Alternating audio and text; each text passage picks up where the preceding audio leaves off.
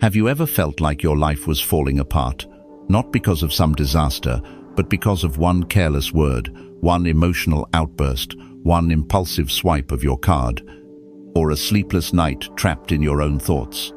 It's not the outside world that's breaking you. It's the lack of foundation within. In a time when everyone is obsessed with controlling others, controlling outcomes, controlling appearances, the Stoic takes a different path. He chooses to master the only thing he truly owns, himself. His battlefield is quietist discipline focused on 4 inner realms: speech, mood, mind, and money. Part 1. Control your mouth. The power of restrained speech. The strongest person in the room is never the one who talks the most. It's the one who knows when to stay silent. We often think speaking up, especially when we're right, is a form of courage. But the Stoics challenge us with a deeper question. Is it necessary? Is it helpful? Is this the right moment? Because truth, without timing, can become a weapon, and honesty, without discipline, can do more harm than good. Consider the story of Aaron. He was the kind of man others respected not for how much he spoke, but for the weight his words carried when he did. For years, his quiet presence and steady insight earned him admiration. But one day, in a moment of frustration, he interrupted a meeting to correct someone. He was right. Every word was true. But his tone, his timing cost him something invaluable: trust. And trust, once fractured, rarely returns in full. This story reminds us of a painful truth. You can win the argument and still lose the room. You can speak truth and still lose respect if your delivery is driven by ego, not purpose. In today's noisy world where everyone rushes to voice their opinions, to post, to react, intentional silence has become a rare superpower. The Stoics didn't seek silence out of weakness. They chose it as a form of strength, a kind of quiet that commands more attention than shouting ever could. A simple Stoic practice. Before speaking, pause and ask yourself 3 questions. Is this necessary? Is this helpful? Is this the right time? If the answer to any of these is no, choose silence. Not as a retreat, but as an act of power. Because every word you speak is a reflection of your character. Let your words build bridges, not burn them. Speak less, mean more.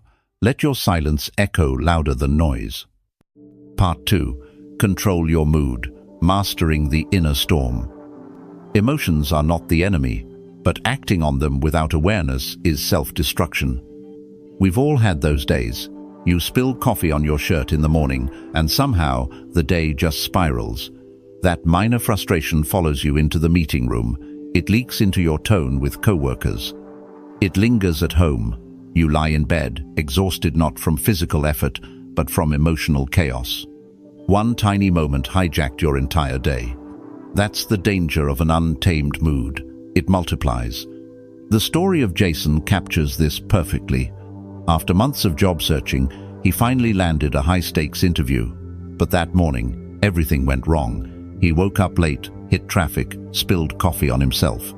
By the time he sat across from the hiring manager, he carried more than nerves. He carried frustration. His words were clipped, his energy defensive. Though he was qualified, he never got a call back. Why?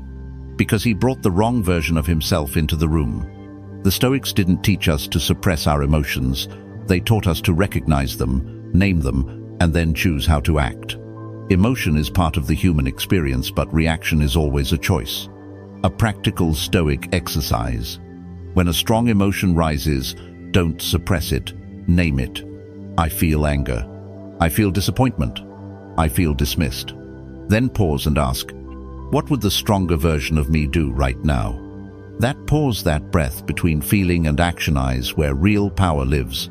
Because emotional mastery isn't about pretending to be calm. It's about being able to stay centered, even when everything inside you wants to explode. It's about choosing your mood instead of letting your mood choose you. Train yourself to respond, not react. And in that training, you'll discover something few ever attain: emotional sovereignty. The power to stay calm while the world shakes. Part 3. Control your mind. Don't believe everything you think. You are not your thoughts.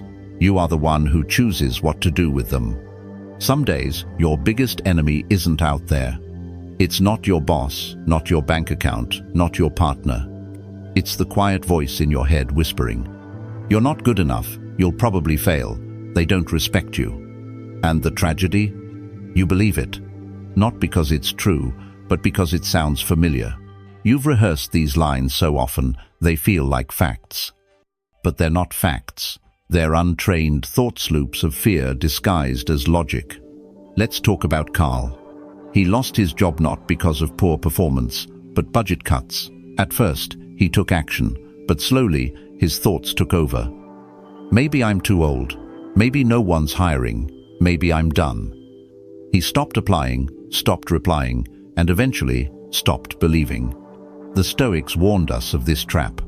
It's not events that disturb us, Epictetus said, but our judgments about them. Your mind doesn't reflect reality, it interprets it.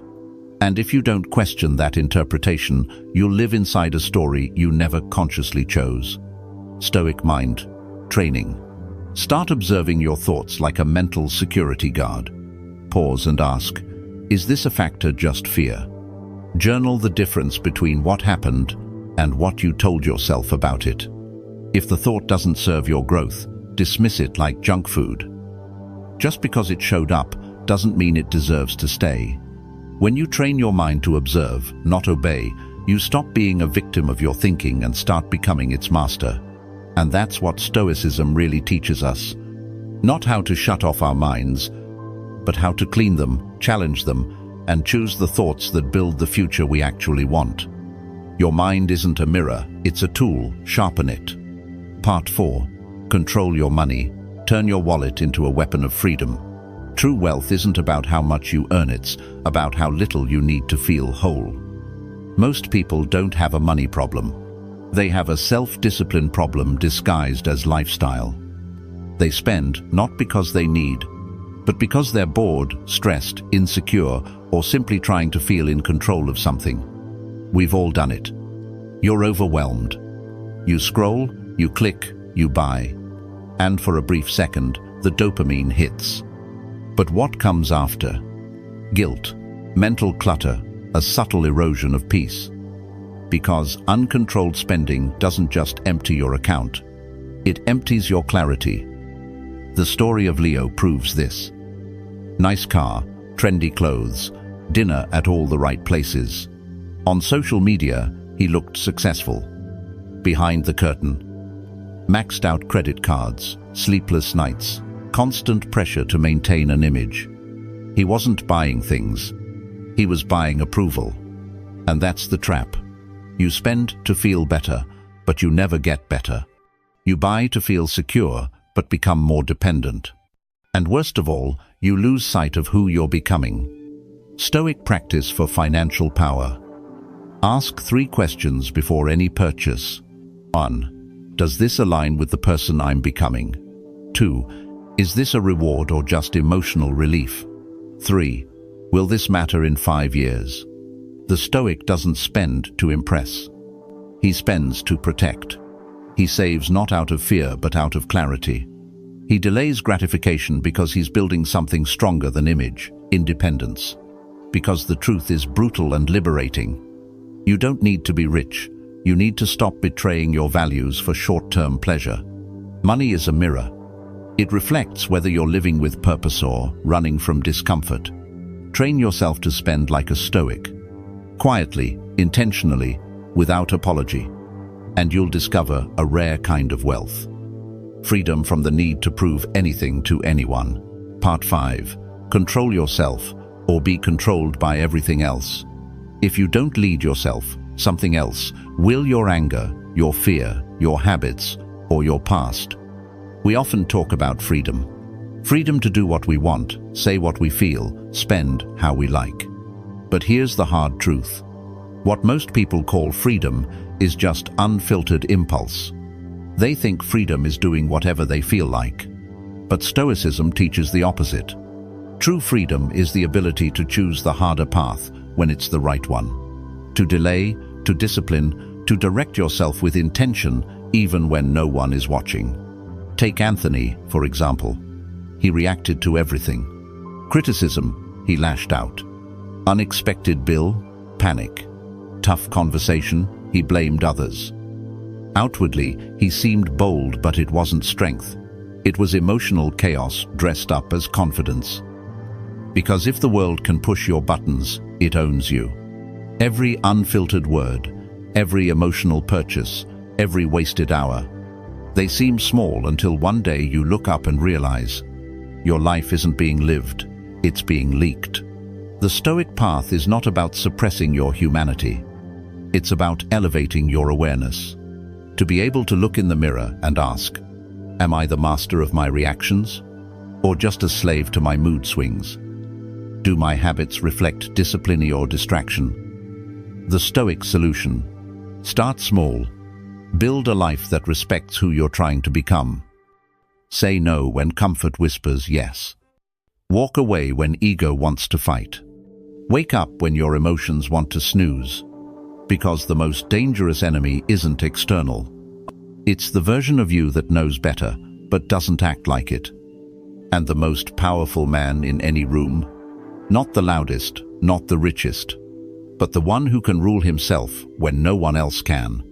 Own yourself, or prepare to be owned. There is no middle ground. Conclusion: become unbreakable. You can't control the world, but you can control how you respond to it. And that alone will shape the entire world you live in. So ask yourself, am I controlling my words or letting emotions speak for me? Do I act on moods or on principles? Do I spend to impress or to express my values?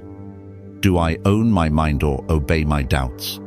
If even one of those questions stings good, that means you're ready. Ready to walk the path of the Stoic. Because the one who controls himself can never be controlled by fear, emotion, money, or public opinion. If this message resonated with you, leave a comment below. Inner power. Let it be your quiet commitment to live with intention.